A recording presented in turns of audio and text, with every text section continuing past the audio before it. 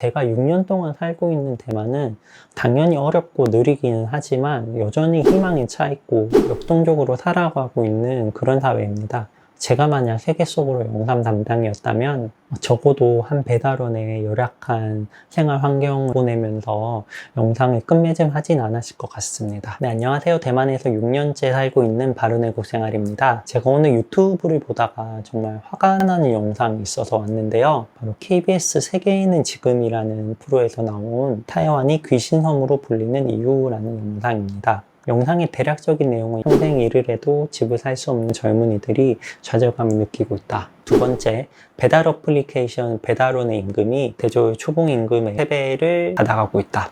세 번째, 대만 젊은이들 사이에서 귀신섬이라는 단어가 유행하고 있다고 이야기를 합니다. 네 번째, 어렵게 사는 대만 젊은이의 집을 보여주면서 영상을 끝맺음을 맺고 있는데요. 지금부터 이 영상이 왜 잘못됐는지, 얼마나 대만 사회를 이해하지 못하고 만든 영상인지에 대해서 설명을 드리도록 하겠습니다. 귀도라는 말은 전혀 유행하는 단어가 아닙니다. 설령 이 단어가 유행하고 있다고 하더라도 영상에서 이 메시지를 내보내려고 하면 어떻게 유행되고 있는지 최소한의 통계나 자료는 같이 내보냈어야 합니다. 하지만 영상에서 이 귀도라는 말을 이끌어내는 방식은 타이완의 귀신섬이라는 이야기를 들어보셨나요? 라고 묻고 들어보았습니다.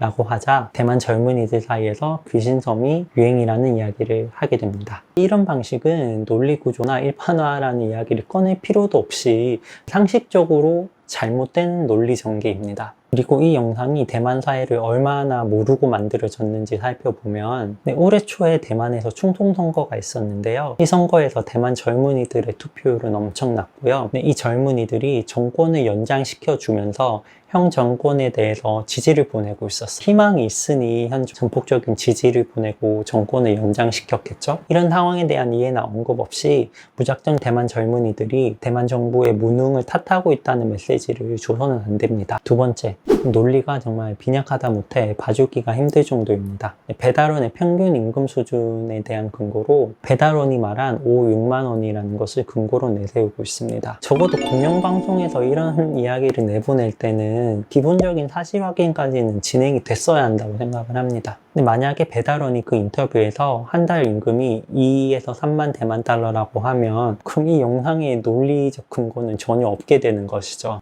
그 다음 6만 명의 배달원들이 매달 200만 원 이상의 수입을 얻을 수 있게 하는 그 경제 주체는 누구일까요? 고소득층이 배달 음식을 시켜 먹을까요? 중장년층이 배달 음식을 시켜 먹을까요? 상식적으로 생각을 해봐도 그 많은 사람이 얼마간의 임금을 받을 수 있도록 하는 경제 주체는 당연히 젊은 층입니다. 그만큼 소비 여력이 있다는 것이죠. 그리고 그 배달원분들이 대만의 덥고 습하고 비가 자주 오는 날씨에 대졸 초봉의 2배, 3배를 받으면 어떻습니까? 아무런 문제가 없다고 생각을 합니다. 대만 인구가 2,500만 명인데요.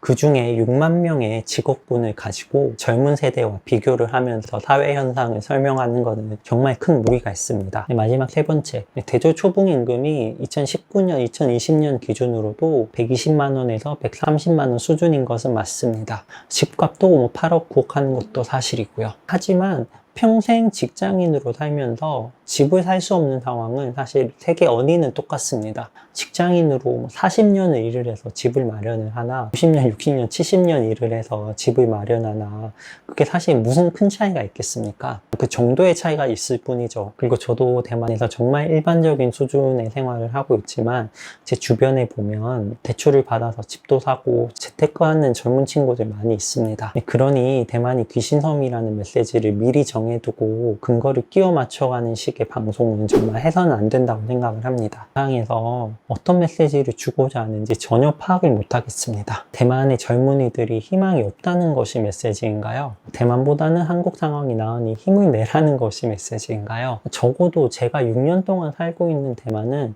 당연히 어렵고 느리기는 하지만 여전히 희망에 차 있고 역동적으로 살아가고 있는 그런 사회입니다. 영상에서 그려지는 것처럼 젊은이들이 정부를 욕하고 희망을 잃고 정말 어려운 상황에서만 살아가는 것은 전혀 아닙니다.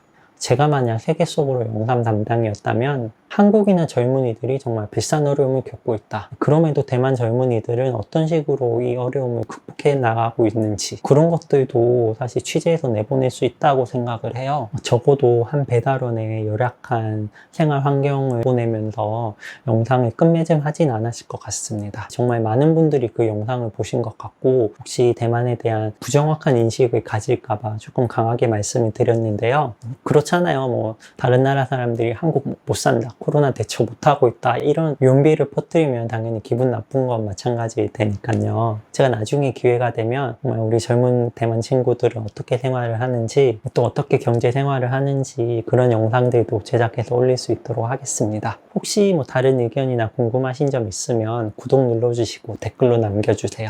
제가 최대한 빨리 확인해서 답변 드리도록 하겠습니다. 감사합니다.